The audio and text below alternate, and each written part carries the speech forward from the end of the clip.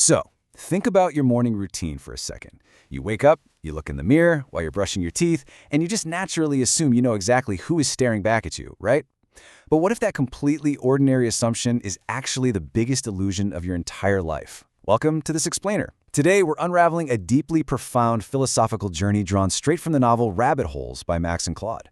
We're going to explore a really radical transformation, a literal descent into losing your conventional sense of self, and in the process, discovering the vastness of the universe that's hidden right beneath our everyday lives. Now, it's a question we rarely ask ourselves with absolute terrifying honesty. We usually answer with a name, a job title, or maybe a family role. But what if the thing you call I, your entire history, your personality, the whole shebang, is nothing more than a linguistic fiction? It's kind of like looking at a constellation in the night sky. We look up, we point to Orion the hunter, but in reality, there is no hunter up there. It's just disconnected spheres of burning gas separated by light years of completely empty space. The hunter is just a convenient story we tell ourselves to make sense of the sky. So what if your self operates the exact same way? What if it's just a grammatical necessity that has somehow convinced itself that it's real? All right, let's get into part 1, Down the Rabbit Hole. Our journey into this realization doesn't begin on some remote mountaintop or in an isolated monastery. It actually happens on a completely ordinary Tuesday in a busy coffee shop. The protagonist of our source material is just sitting there, totally surrounded by the hiss of an espresso machine and the glow of smartphones. And then he reads this exact quote from philosopher Ludwig Wittgenstein, and consensus reality completely shatters. It triggers this terrifying vertigo. It's basically an infinite regress. Imagine standing between two mirrors facing each other. Suddenly he's watching himself, right? And then he's watching the watcher, and then watching the watcher, watching the watcher. It absolutely breaks the illusion of a stable, singular self. And notice how this frames the whole concept of the rabbit hole. It's not like Alice tumbling down a physical tube that you just accidentally trip into. Actually, no. It is the sudden, dizzying recognition that you are always in a state of free fall, right from the very beginning. Normal life, as the source text beautifully puts it, is really just the practiced art of not looking down. We build our careers, we buy houses, we argue with strangers on the internet, all of it acting as this elaborate, coordinated distraction to keep us from noticing the abyss of our own linguistic illusions. Moving on to part 2, Finding the Others. At first, this isolated vertigo feels a whole lot like madness. It is genuinely terrifying to lose your grip on who you thought you were. But a massive shift happens when the protagonist realizes he isn't actually alone in this post-personal consciousness. He starts noticing these subtle signs, a certain quality of deep, unbothered attention in a stranger's eyes. He meets people like David, a software engineer. Now, in conventional reality, David is just a separate individual sitting at a desk solving coding problems. But down the rabbit hole, David realizes his code simply writes itself. Think of a musician completely lost in a flow state.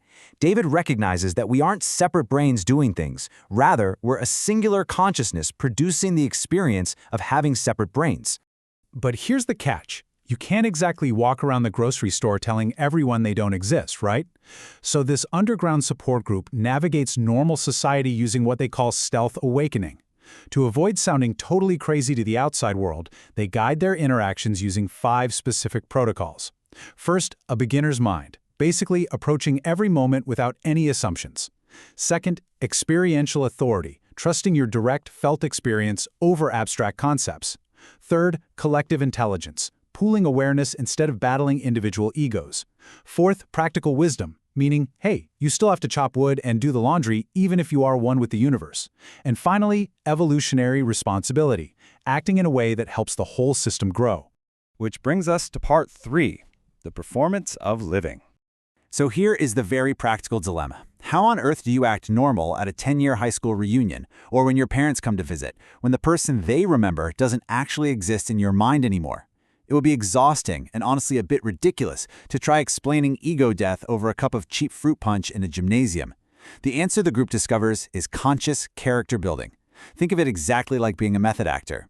You still play the role of the son, the friend, or the employee. You inhabit that personality fully with genuine emotion.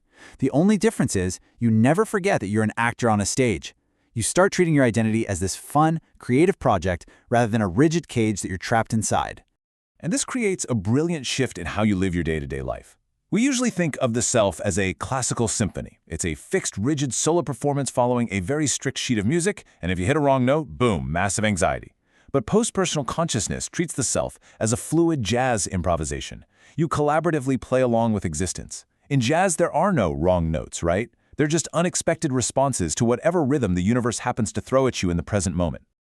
All right, part 4, the laboratory of love. Things get even more fascinating when the protagonist meets a woman named Anne, literally as they're both reaching for the exact same book of Rumi poetry. This encounter forces a complete reevaluation of romantic intimacy. Let's be honest, traditional dating is so often based on individual needs, swiping left or right to find a match that fulfills your ego, sometimes treating the other person almost like a possession. But how do you date when you genuinely believe the person sitting across from you is essentially a fiction? Well, instead of traditional dating, they explore mutual meditation and contact improvisation. They discover that softening the boundary between self and other and letting go of a fixed ego actually makes you deeply, universally intimate without all the usual clinginess. This quote from Emile Cioran perfectly captures why their dynamic works so beautifully. Their relationship flourishes precisely when they stop trying to control the outcomes. They become incapable of traditional manipulation. So when Anne takes a month-long trip to India, it isn't a threat to their attachment at all. Normal relationships might completely fracture under the weight of distance or jealousy, but for them, distance is just a laboratory test. It becomes this profound investigation into sharing awareness across the globe, proving that true connection isn't dependent on physical proximity. It's entirely about shared presence. Part 5, the work of no work. So you might be wondering, how does this mindset actually integrate into a normal 9-to-5 career? Well, our protagonist works in tech journalism, specifically covering artificial intelligence. Now, initially, writing about tech startups feels incredibly hollow when you realize the self is an illusion. But rather than just quitting his job, he completely shifts his perspective. While covering an AI conference, he stops writing typical gadget news and asks a really radical question. What if consciousness isn't some excretion produced by the human brain, but is actually the fundamental medium in which both humans and machines appear? This is a massive philosophical paradigm shift. He transforms his daily work from mere information transfer into a profound philosophical inquiry, actively challenging the very scientists who are building the AI. And this habit of profound inquiry naturally flows right into the next phase of his life, when he and Anne eventually open a retreat center. Here, they develop what they playfully call the pedagogy of no pedagogy. In a normal teaching environment, you have an external authority who basically dumps facts into a student's head. But in this model, the teacher isn't an authority at all. They are simply a facilitator creating the conditions for mutual recognition. It's exactly like removing the clouds so the student can finally see the clear blue sky that was already there inside them all along. And finally, part 6, dissolving the other. The final, and honestly most profound descent of this entire journey happens 2 years later, pushing the boundaries of ego death to its ultimate mind-bending conclusion. Up until now, the protagonist realized he wasn't real, right? But he was still walking around relating to other people as if they were separate entities. Then, while talking to a psychologist named Margaret by a tranquil pond, he experiences what's called the second great dissolution. He realizes that not only is the self an illusion, but others are equally fictional. Margaret's words, her gentle gestures, the rustle of the trees, they are all just movements within the exact same single awareness. The conversation is quite literally consciousness talking to itself. So, if the boundaries between us are just an elaborate game, if consciousness is simply exploring itself through the illusion of separate bodies wearing different clothes and different names, it leaves us with one incredibly haunting question.